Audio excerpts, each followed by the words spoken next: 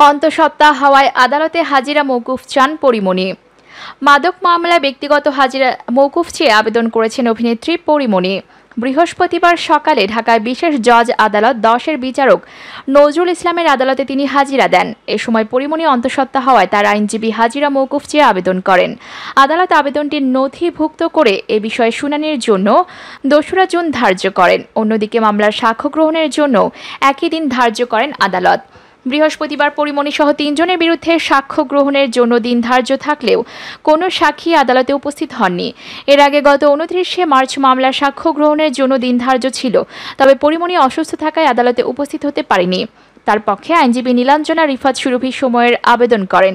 এ সময় অন্য 2 আসামি আদালতে উপস্থিত হন। এছাড়া আসামি পক্ষের আইনজীবী আপিল ডিভিশনের আবেদনের কপি আদালতে দাখিল করেন। এরপর ঢাকার বিশেষ জজ আদালত 10-এর বিচারক নজরুল ইসলাম সাক্ষ্য গ্রহণের 12ই মে দিন ধার্য করেন।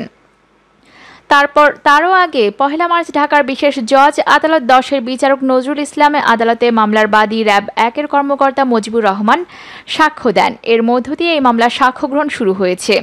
এদিন মামলার বাদীর জবানবন্দি শেষে পরীমণি ও কবির হালদারের পক্ষে অ্যাডভোকেট মাজেদুর রহমান মামুন তাকে জেরা করেন। কবির হালদারের পক্ষে জেরা শেষ হলেও পরীমণির পক্ষে শেষ হয়নি। অন্য আসামি আশরাফুল ইসলাম দীপুর পক্ষে তার আইনজীবী SM আখতারুজ্জামান হিমেল জেরা করেন। 2022 সালের 5 জানুয়ারি আদালত অব্যাহতির আবেদন খারিজ করে আসামি পরীমণি সহ 3 জনের বিরুদ্ধে অভিযোগ গঠন করে বিচারের আদেশ দেন। 2021 সালের 4 অক্টোবর মামলার তদন্তকারী কর্মকর্তা সিআইডির পরিদর্শক কাজী মোস্তফা কামাল আদালতে পরীমণি সহ 3 জনের বিরুদ্ধে অভিযোগপত্র দাখিল করেন।